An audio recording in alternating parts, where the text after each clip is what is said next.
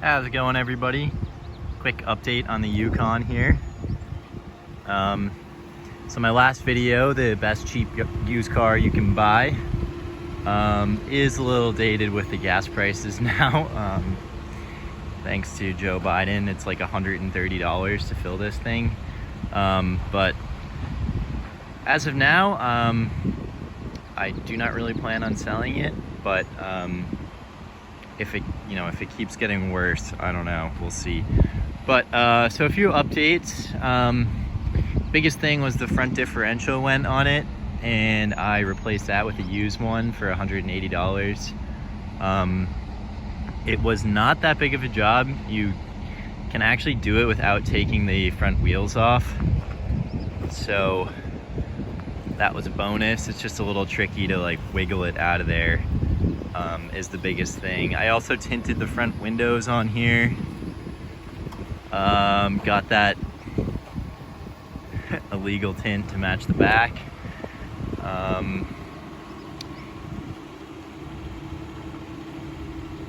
What else?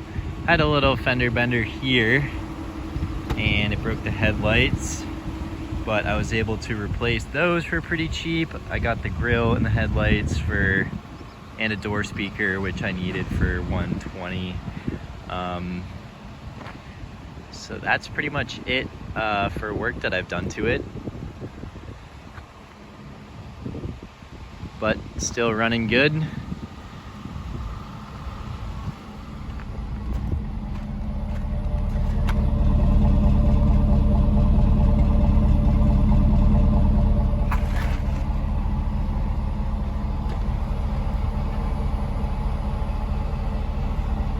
I don't know if you can hear that, but these things have a really nice whine to them. They go like when they're idling. It sounds pretty cool. It almost sounds like a blower kind of, but it's like a high-pitched whine. And all the ones that I've had have done that. Oh, I also got the hood painted, so don't have any more spots there. The roof is still kind of bad. I also got tint on the sunroof because it's missing the sunroof shade, and I just got limo tint on the sunroof so it's not beating down on me all the time. Another thing I did was it needed a belt and a tensioner for the AC, which was a pretty simple job. So yeah, there have been a few things that have gone wrong with it, but usually seems like problems come in waves on cars, and I just went through a little problem spot. One thing I wanted to mention that's kind of annoying about this, I mean, all in all, this navigation system is pretty good. 2005. It's slow to zoom in and out, but it works eventually. Like, it's touchscreen. Injury law firm. It's touchscreen, and there's pretty much no lag at all when you're touching stuff on the screen. It's just a matter of like the thing reacting,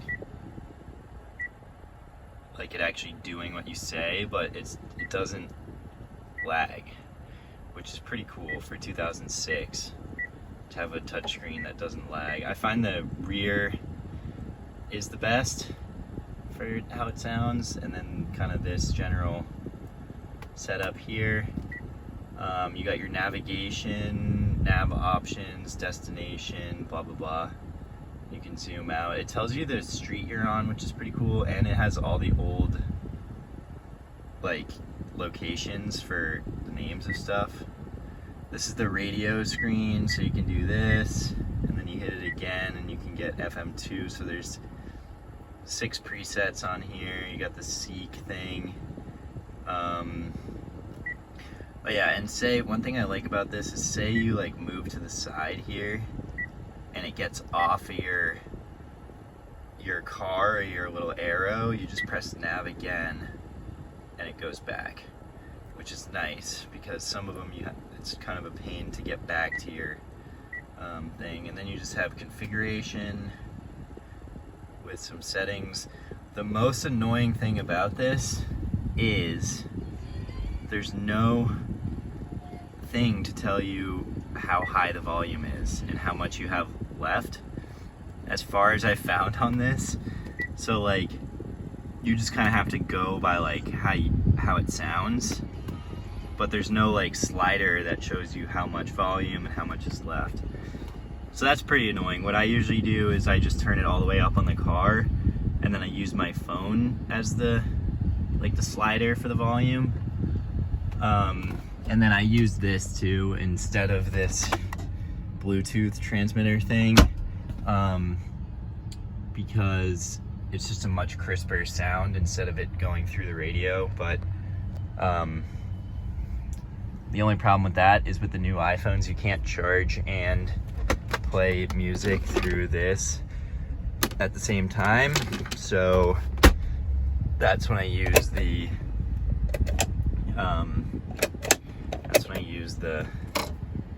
Bluetooth thing, or I have CDs in here, which definitely sound way better than the phone or the radio through either things. I like how these things have a nice feel to them too, even though they're really plasticky. Up here you got the mirrors. These are your lights, sunroof, rear air. Yeah, what's also nice about this thing is it has real leather on the seats, so it kind of smells like real leather. It smells like an older BMW or Mercedes, or just like an older car with real leather, so I like that a lot. Turn signal stalks. Oh yeah, I also know I'm probably gonna get some hate for this, but it had the check engine light on since I bought it, and you'll see it won't go on there. It had the check engine light and the airbag light on, so I just took the dash. It's for the O2 sensor, and the airbag light, I've never seen one of these without the airbag light on. I don't know what it is, but it seems like they all have the airbag light. So what I did was I just took off the dash, and I used a pick to just pick off the LED because I was sick of looking at it. And I plan on keeping this thing for a while, so I don't know. And I'll be upfront when I sell it. You know, that's what I did. In Massachusetts, for over 15 years old, the dash lights don't matter, so it's not like that prohibits inspection anyway. And yeah.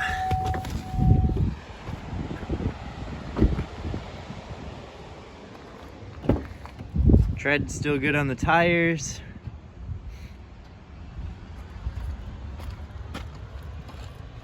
I usually just leave the rear seat up and just do a 4-person.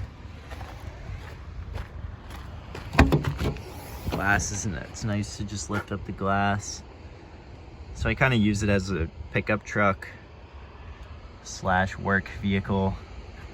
So it's all the junk back there. You got your trailer hitch, and this is a 6.0, so it's the same motor as a 2500, so it'll tow a lot. It is all-wheel drive, but it'll still tow. I towed a 26-foot Stamus, if anybody knows what that is. It's a big, heavy old boat with a fly bridge and outboards and everything with my last one. So with no trailer brake, so that was a little sketchy, but it did it. It definitely did it.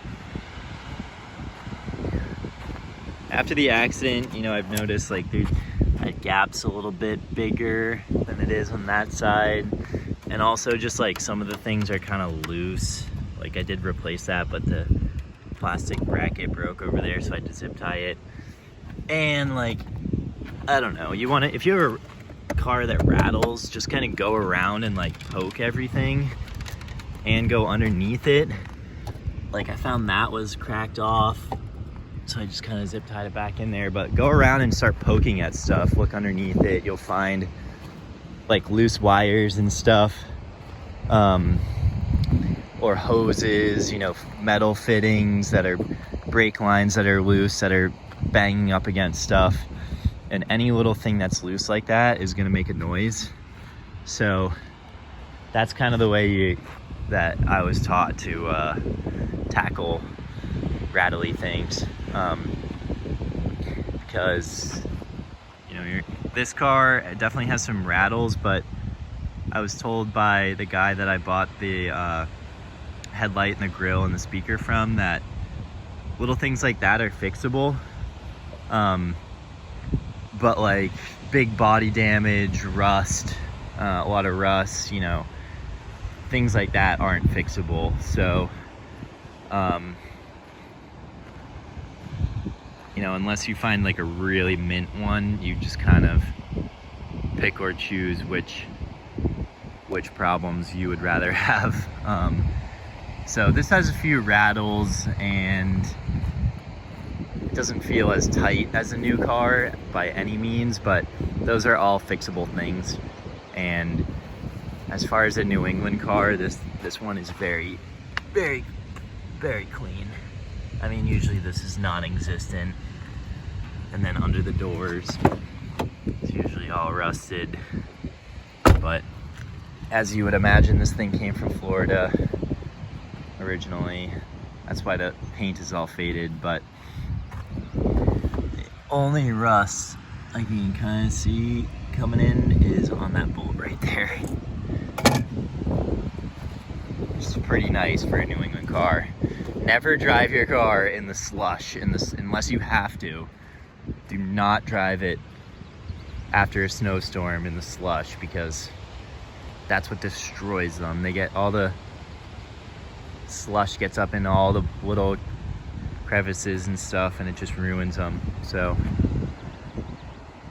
yep, that's the update on the Yukon, and should be more videos coming soon. All right guys, talk to you later, bye.